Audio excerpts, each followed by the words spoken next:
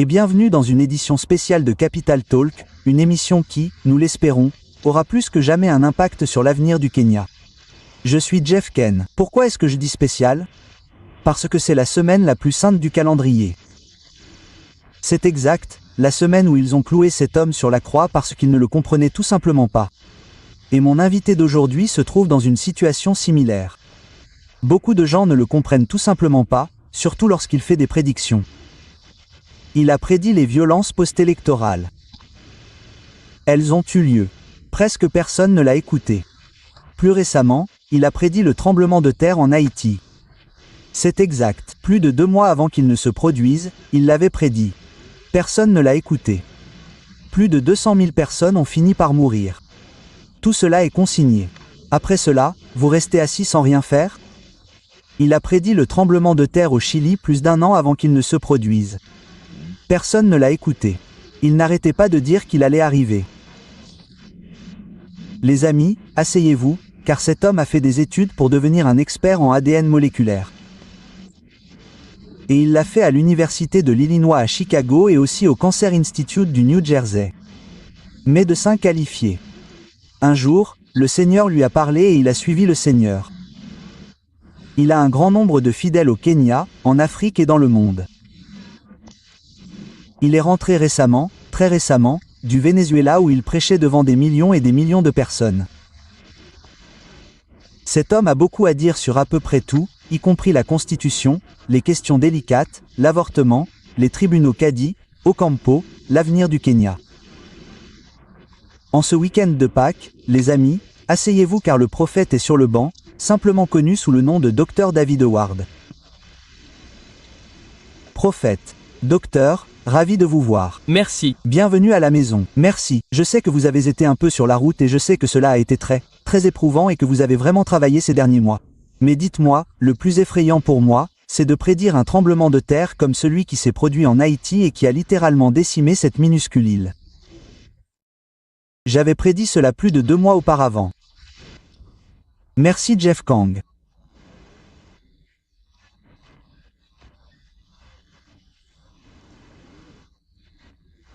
Je suis très heureux de revenir vers vous, un programme très noble ici, et je sais que dans ce programme, le discours sur la capitale, en particulier maintenant plus que jamais, il devient de plus en plus important que le peuple du Kenya puisse entendre ce que le Seigneur dit concernant leur nation.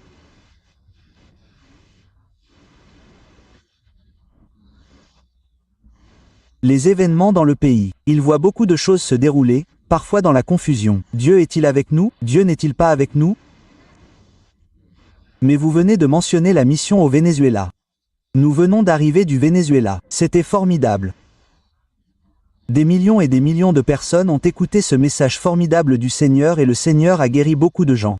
Et puis, plus important encore, il a été diffusé à la télévision. Il a été diffusé en continu sur le web. Donc, dans le monde entier, les gens regardaient, les gens suivaient tout ce que le Seigneur a dit là-bas.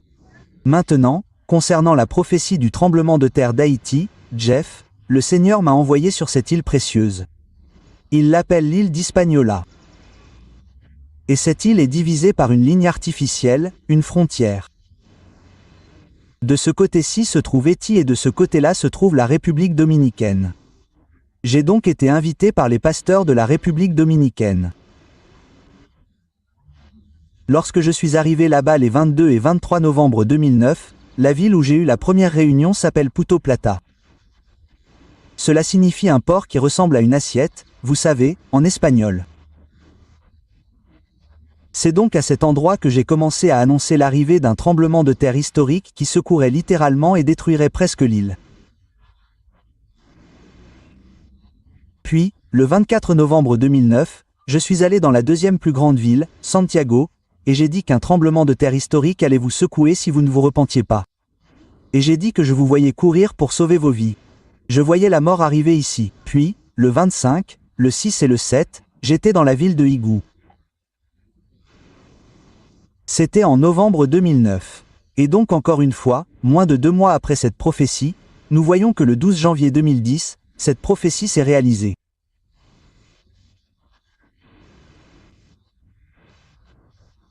Et bien sûr, elle a secoué la terre entière parce qu'on dit que les gens ont eu peur en voyant le tremblement de terre qui a frappé Haïti. Littéralement, toutes les nations ont eu peur. Pourquoi Dieu fait-il ces choses? Je suis allé au Chili en janvier 2009. J'étais dans une grande émission de télévision appelée TVN, la télévision nationale chilienne, qui couvre en réalité les 5 continents. J'ai prêché, j'ai rencontré le Conseil des évêques. Je suis allé à Concepción, où se trouvait le centre AP. J'ai prévenu, j'ai dit, regardez, je vois l'océan sortir. Je vois des inondations arriver. Puis j'ai dit, je vois aussi l'océan vomir sur la terre. Ce qui signifie que les poissons et tout seront vomis sur votre terre. Et je leur ai dit que la raison pour laquelle le Seigneur me demande de vous avertir du tremblement de terre historique, le mot est historique, le mot clé, c'est parce qu'il y a un état de péché perpétuel et de péché sexuel dans ce pays. L'homosexualité, nommez-le. Et le Seigneur demande à l'Église de conduire la nation entière à la repentance, ce qui signifie revenir au Seigneur. J'ai quitté le Chili en janvier 2009. Le 27 février à 3h34 du matin, cette prophétie s'est accomplie avec précision. Et donc la question est la suivante. Pourquoi ces événements gigantesques ont-ils lieu? Pourquoi le Seigneur m'envoie-t-il dans ces nations? Je reviens tout juste du Venezuela et je leur ai dit que je voyais un tremblement de terre arriver là-bas. Maintenant, le problème est le suivant. Dieu Tout-Puissant est en train de réprimander l'Église et le pays. Laissez-moi le dire en termes simples. Il purifie l'Église et les nations. Ces choses sont dans la Bible. Et c'est pourquoi c'est un tel privilège pour votre public kényan de pouvoir entendre cela, de pouvoir voir cela, afin qu'il sache que le temps est certainement venu de se détourner du péché afin que Dieu puisse faire ce qu'il veut dans nos vies et dans la nation. Prophète, dis-moi quelque chose, n'est-ce pas incroyable? Vous savez, les gens pensent à cela. Cette île dont vous parlez est une île, 2 pays. Donc, l'île est unie. Mais dans la partie que vous avez prêchée, la République dominicaine, rien n'a été touché. Mais juste de l'autre côté de la frontière, Haïti a été décimé. Je n'aurais même pas imaginé que vous poseriez cette question parce que c'est une question tellement cruciale. Maintenant, quand je suis allé en République dominicaine, ils l'ont reçu. Toutes les chaînes de télévision étaient concentrées sur ce message. Les radios nationales étaient en direct. Ils m'ont invité dans des studios ou des stations de radio et ils ont reçu ce message et ont commencé à se repentir. Comme vous pouvez le voir, j'ai fait le tour. Le plus près où je suis allé d'Haïti était la ville de Santiago qui est proche de la frontière. Et les radios, les stations de radio diffusaient en fait sur toute l'île. Les télévisions peuvent être captées dans toute l'île. Donc même Haïti regardait, Haïti écoutait. Écoutez bien. Maintenant, la partie élevée qui n'a pas réussi à se repentir, qui n'a pas reçu cette parole a été très durement touchée. Mais écoutez, j'ai dit aux gens que le Seigneur apporte la destruction ici ou non, il doit secouer même la République dominicaine juste pour vous prouver que le prophète du Seigneur est passé par là, car beaucoup sont venus mentir. Comment le sauront-ils? Certainement parce que si nous nous sommes repentis et que cela n'a pas eu lieu, comment saurons-nous que Dieu l'a envoyé? Et donc je leur ai dit que Dieu doit certainement les secouer. Et écoutez, lorsque la prophétie historique du tremblement de terre de grande hauteur s'est accomplie, Saint-Domingue, la capitale de la République dominicaine, a été secouée si violemment. Les gens ont fui les immeubles les plus hauts, les soi-disant gratte-ciel. Ils ont fui les immeubles d'habitation. Ils ont été évacués, mais pas une seule personne ne s'est cassé un pied. Et pourtant, juste à la frontière, juste une ligne artificielle de l'autre côté, plus de 300 000 personnes sont mortes. Cela ne fait que surestimer le pouvoir de la repentance. Le pouvoir d'une nation qui est capable d'écouter quand Dieu lui a parlé et qui a beaucoup de retombées qui ont beaucoup de ramifications sur la situation au Kenya. J'y arrivais juste, docteur. J'y arrivais juste maintenant parce que vous avez appelé à la repentance au Kenya. Personne n'écoute ou peu écoute. Que faut-il faire, docteur? Parce que nous sommes manifestement à un stade où nous avons une constitution qui est sur le point d'être approuvée et soumise à référendum. Mais les élections ne sont pas si loin, mais nous ne sommes pas encore guéris de ces dernières élections. Que faut-il faire? Je pense que c'est essentiel en ce moment, surtout que vous pouvez poser cette question à ce seuil très critique. Nous savons tous que chaque Kényan, chaque personne dans ce pays sait maintenant que la nation du Kenya se trouve à un tournant critique où elle doit prendre des décisions très importantes. Maintenant, écoutez, Jeff, je ne cesse d'être étonné qu'il y a quelques mois à peine, j'étais assis à ce banc et que vous m'ayez demandé « Quelle est la voie à suivre ?»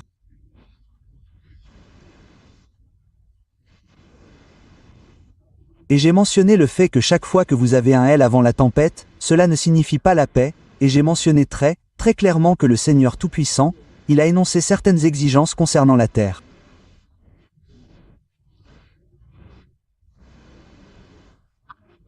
Il attend des Kenyans qui l'écoutent parce que c'est le même Dieu qui veille sur le Kenya. C'est le même Dieu qui a fait du Kenya une île de paix au milieu d'une mer de turbulences. Jeff, vous avez couvert de nombreuses nations sur ce continent, même dans cette région, et vous avez vu les énormes turbulences qui les ont frappées. Nous avons des camps de réfugiés de Somalie, du Soudan, d'où cela ne fait que parler de la faveur que le Seigneur a accordée au Kenya, afin que le Kenya puisse être un refuge pour son peuple qui souffre. Maintenant, seul le Seigneur peut faire cela. Maintenant, pour que le Kenya ait enfin atteint un visage de tempête, d'agitation, de confusion, de violence, de bain de sang, seul le Seigneur a dû retirer sa paix.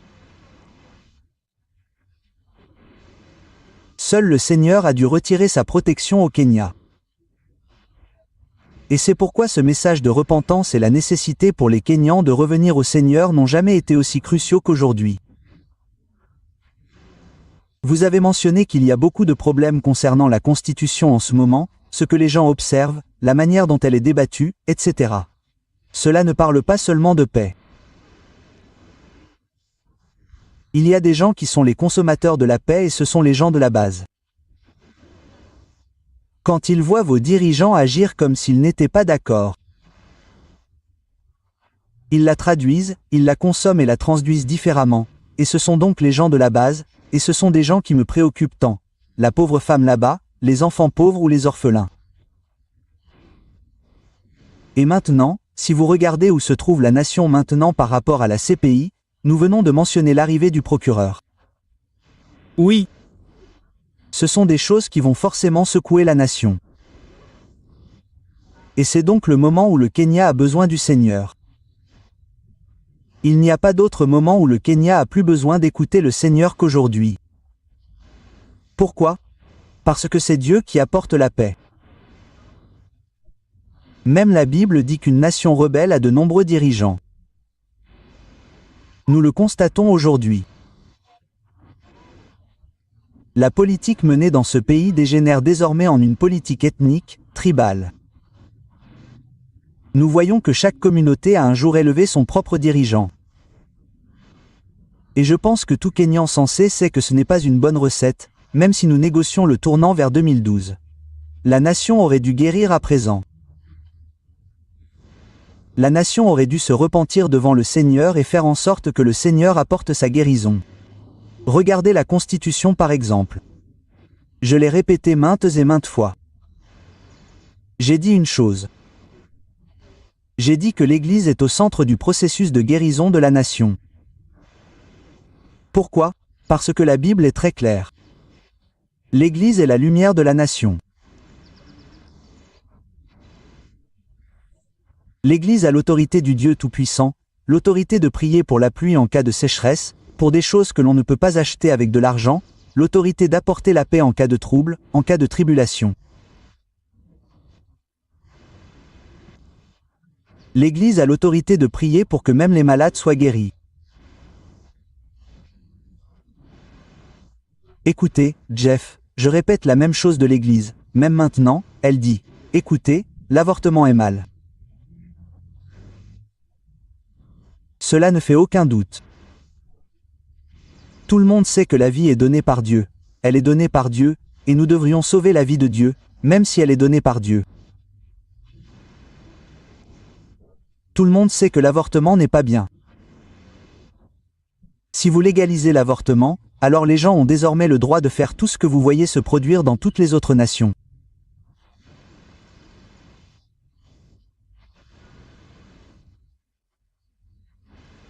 Vous savez, écoutez, chers amis, même pendant que je parle à vos téléspectateurs, Jeff, ce qui va compter, c'est que l'Église du Christ s'élèvera tout d'abord à la stature qui lui donnera l'autorité nécessaire pour que, lorsqu'elle dira que c'est mal, le gouvernement l'écoutera.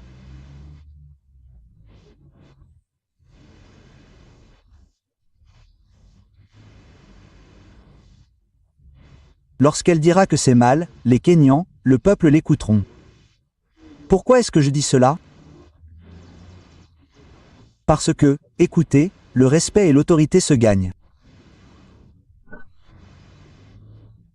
Même notre Seigneur Jésus lui-même, il a gagné le respect avec lequel nous marchons maintenant lorsque nous portons son nom. Il a gagné sur la croix que l'Église se manifeste et soit la voix de la réparation, la voix qui réprimande le pays.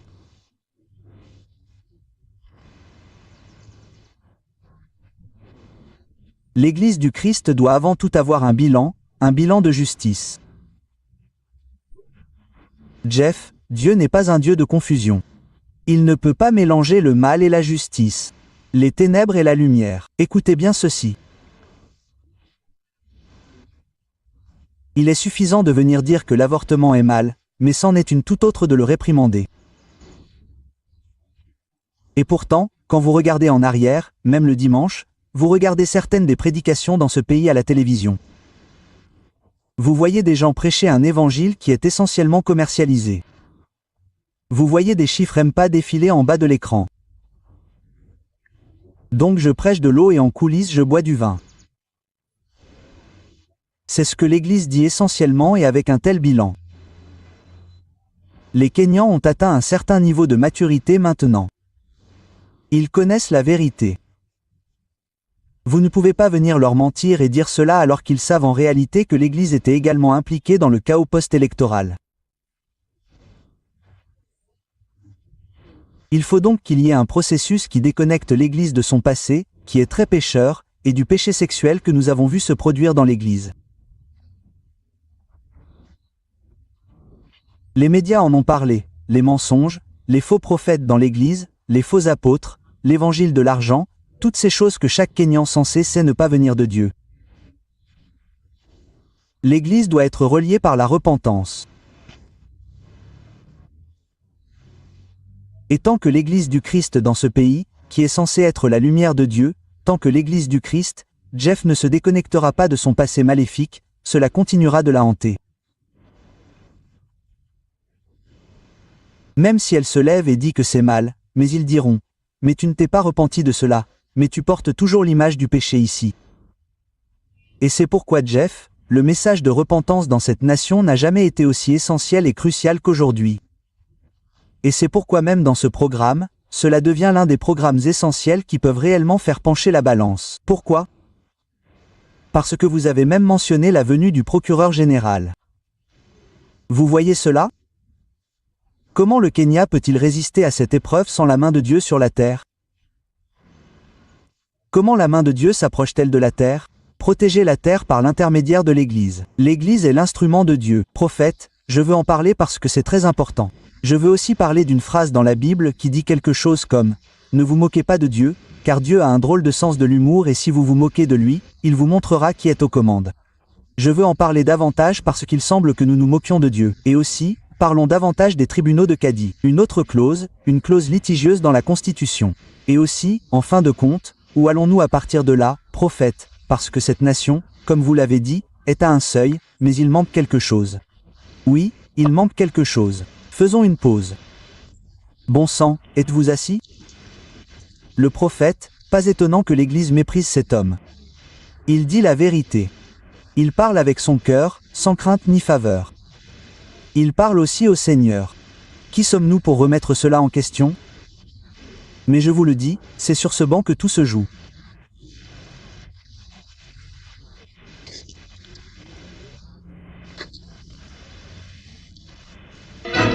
Alors ne pensez même pas à partir, car Capital Talk revient juste après et bienvenue à une édition spéciale de Capital Talk.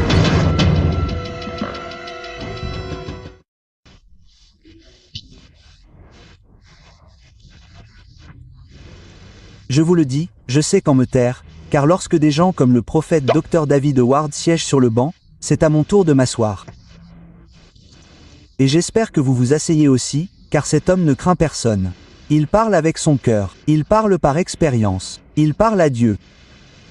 Le tribunal du prophète Cadi est une autre clause très controversée de la Constitution. Que se passe-t-il? Je veux dire que le tribunal de Calice a toujours existé depuis le premier jour et qu'il n'affecte en rien les autres religions. Ils veulent juste pouvoir avoir leurs propres droits de la famille. Merci Jeff. C'est une autre question très importante à cette heure. Il y a une chose que nous devons faire correctement, même en tant que Kenyans.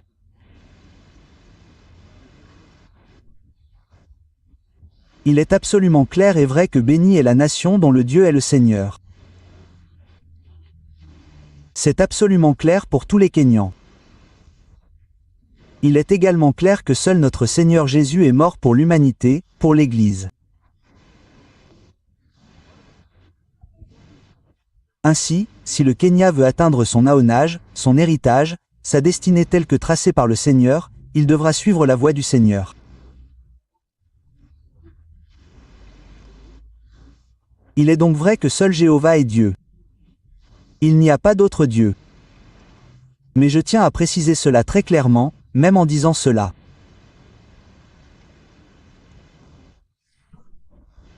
L'autorité avec laquelle n'importe qui peut venir et dire « Vous savez ce que cette institution a tort. Cette personne a raison, cette personne a tort, guillemets double. » Cette autorité ne peut venir que de Dieu, comme le démontre sa puissance.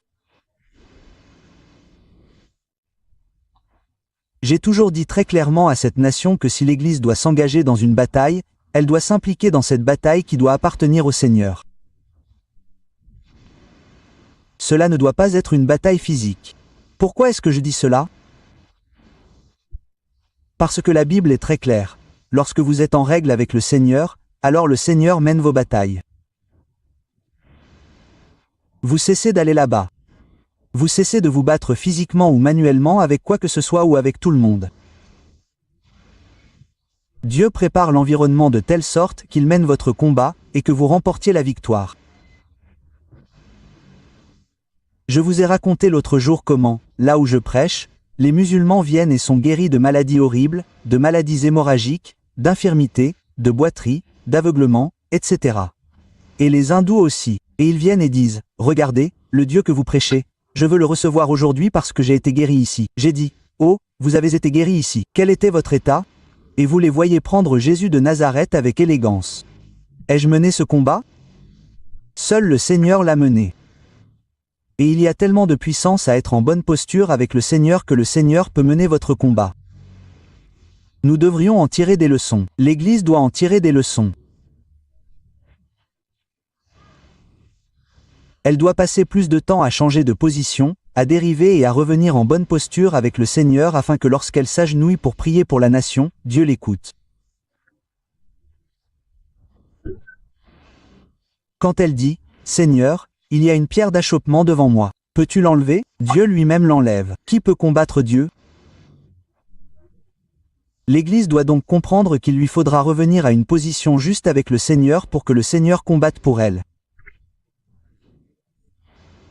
Sinon, Dieu peut faire de l'Église un vase vide.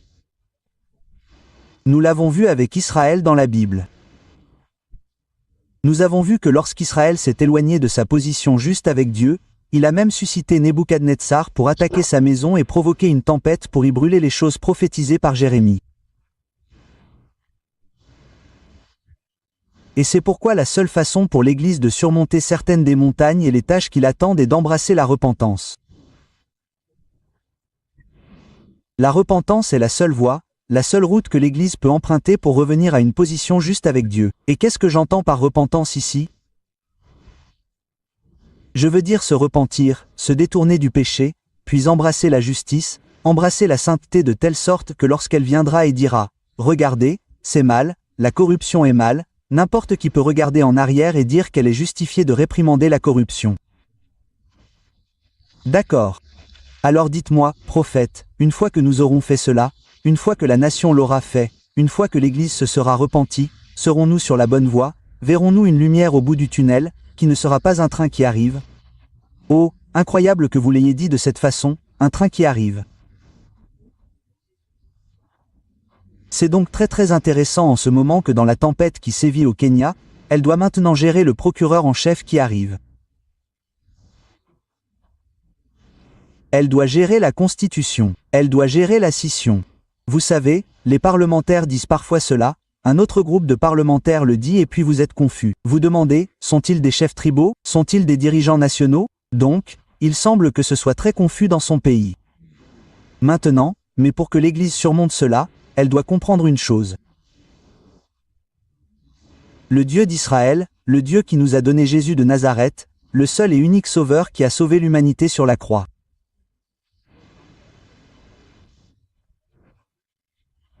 Pour que l'Église puisse surmonter cela, elle doit se tourner vers le Seigneur dans la repentance et la sainteté. Mais écoutez ceci. Le même Dieu qu'elle adore est le même Dieu qui a délivré Israël de l'esclavage égyptien. Regardez donc la puissance. Regardez la puissance de Jéhovah dans la délivrance de l'Église. Le même Dieu qui a si durement vaincu Israël, le sortant de l'esclavage égyptien pour le faire entrer dans la terre promise est le même Dieu que l'Église adore.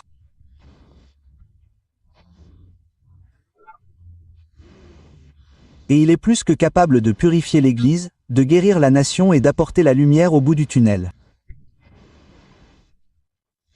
Il y a donc tellement de puissance.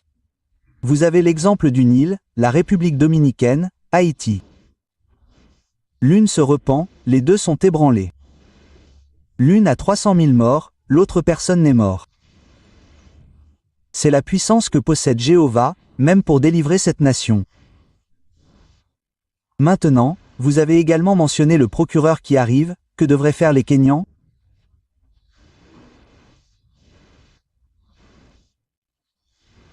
Laissez-moi vous dire que j'ai vu j'ai fait un rêve le 14 mars avant de partir pour le Venezuela et vous savez que les Kenyans ont besoin de chercher Dieu.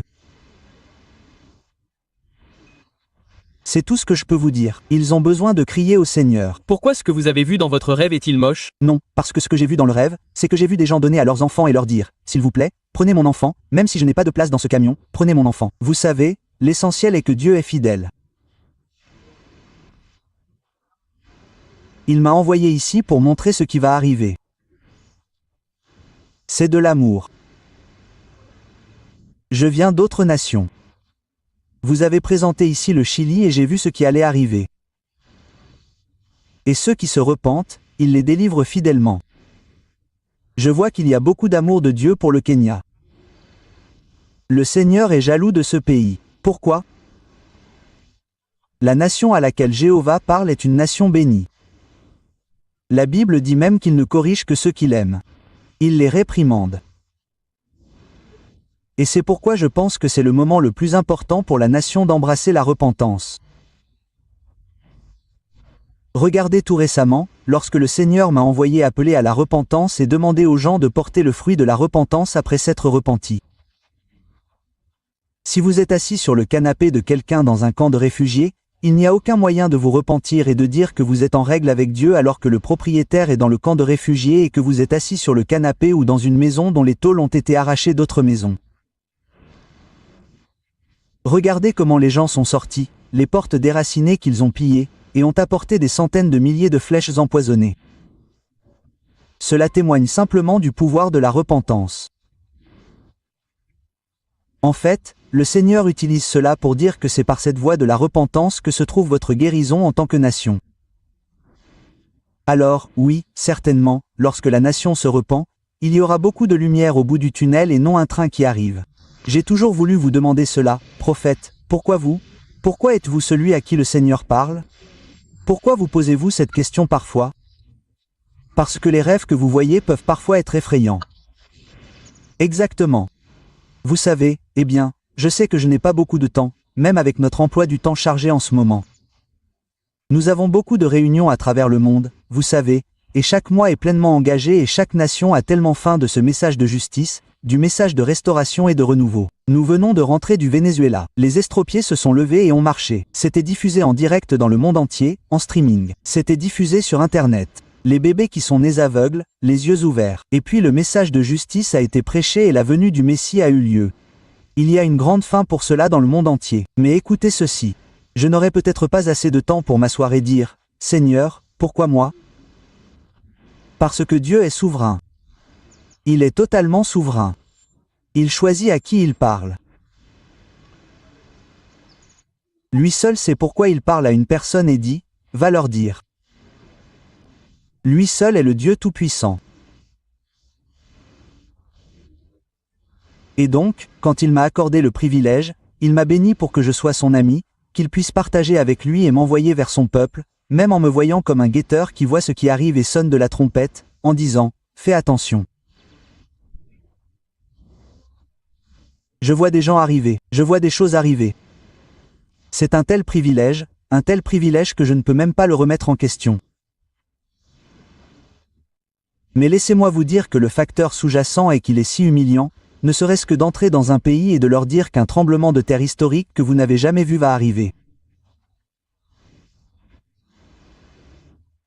Par exemple, Haïti, ils n'avaient pas vu un tel tremblement de terre depuis 1770. Des générations sont nées et sont mortes sans l'avoir vu. Et donc, quand vous y allez et que vous commencez à le proclamer, parfois ils doutent même. Et puis, quand cela arrive, vous voyez le globe entier, les 4 extrémités de la terre saisies de peur. C'est donc très humiliant, même d'être l'ami du Seigneur, l'ami de Jéhovah. Et donc pour le Kenya, j'insisterai toujours sur le fait que si le Kenya ne se repent pas et ne se tourne pas vers le Seigneur, il existera toujours une controverse perpétuelle entre le Seigneur et le pays. Et cela ne peut qu'apporter de l'affliction. En fin de compte, allez-vous exhorter vos millions de fidèles, et je sais que vous en avez des millions parce qu'ils ont répondu la dernière fois que vous étiez sur le banc. Des millions de personnes ont répondu. Allez-vous les exhorter à voter lors de ce référendum? Eh bien, vous savez, une belle chose à propos du message que le Seigneur m'a envoyé, de la mission dans laquelle le Seigneur m'a engagé et du ministère qu'il m'a confié, qui est maintenant bien sûr mondial, c'est d'apporter un renouveau de justice et de sainteté, préparant la voie pour le Seigneur jusqu'aux extrémités de la terre.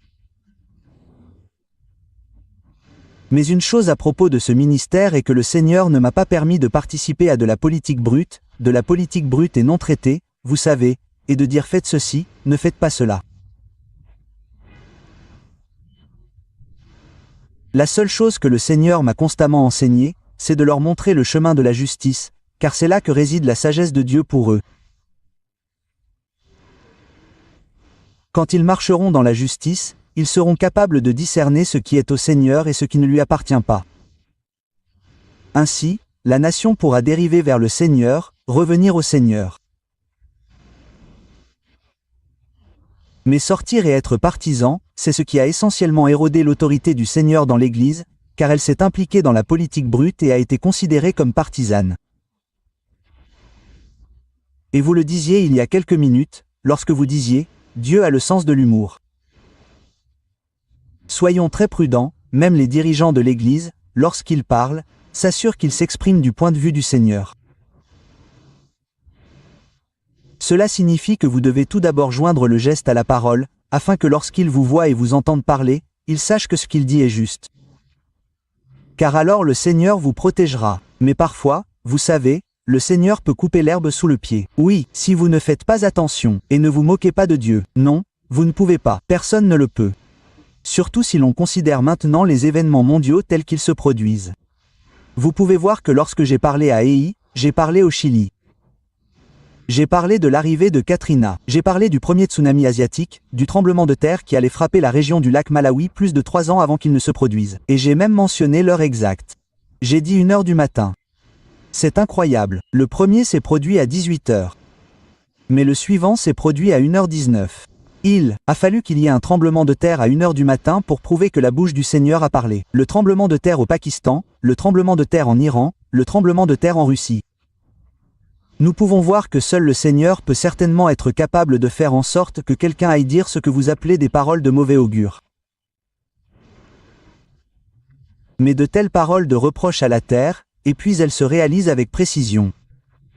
Que dites-vous à ceux qui vous appellent prophètes de malheur, parce que tout ce que vous prédisez, c'est le malheur. Oh, je pense à toutes les questions que vous avez posées, c'est probablement le point culminant maintenant. Pourquoi ? Parce que lorsque vous regardez Jésus de Nazareth, Quand Jésus de Nazareth a donné la prophétie sur son retour dans Matthieu 24, Marc 13, Luc 21, et bien sûr Jean ne l'a pas consigné, mais Jean a reçu la révélation, la transcription de celle-ci est la mise dans Apocalypse chapitre 6. Écoutez, lorsque vous écoutez Jésus parler à l'Église, parler aux nations, parler aux disciples de la dispensation et des signes qui marqueraient cette dispensation avant son retour. Il parle de tromperie dans l'Église. Il parle de famine et de tremblement de terre. Il parle de guerre et de rumeurs de guerre. Vous vous précipiteriez et diriez, « Regardez, c'est un prophète de malheur. Je suis tellement privilégié que quelqu'un m'appelle le prophète de malheur. Vous savez pourquoi? Parce qu'alors je peux être sûr de marcher sur les traces du Seigneur. Et en même temps, vous sentez-vous aussi incompris que lui? Exactement. Je ne sais pas ce qui vous amène à poser ces questions. Ce sont vraiment les questions les plus cruciales. Pourquoi? Parce que le Seigneur nous a promis dans la Bible que si nous devons marcher sur la voie de la sainteté, qui est le chemin du Seigneur, où vous réprimandez le péché, où vous parlez du rejet du péché, du rejet du monde et de toutes ces pratiques séductrices.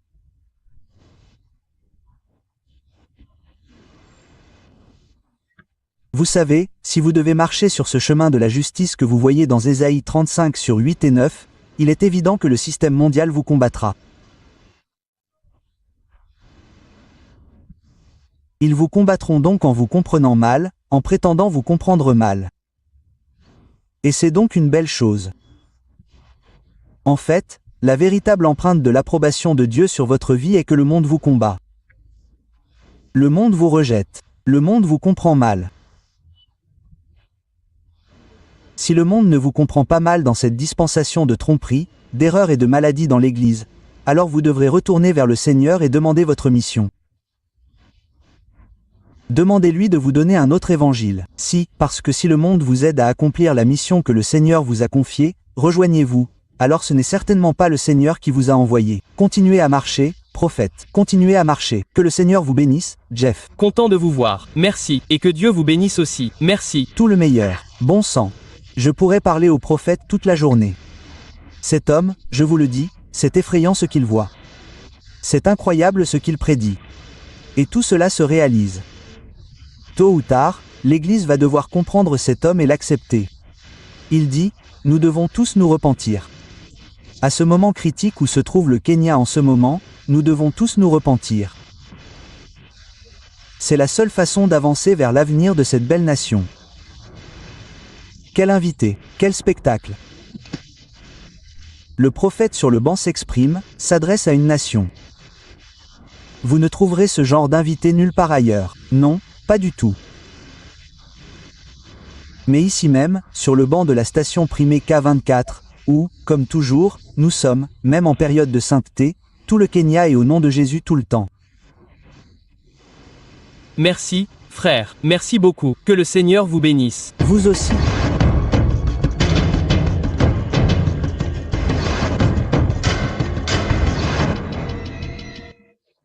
Capital Talk est enregistré au Fairview Hotel, l'hôtel de campagne de la ville.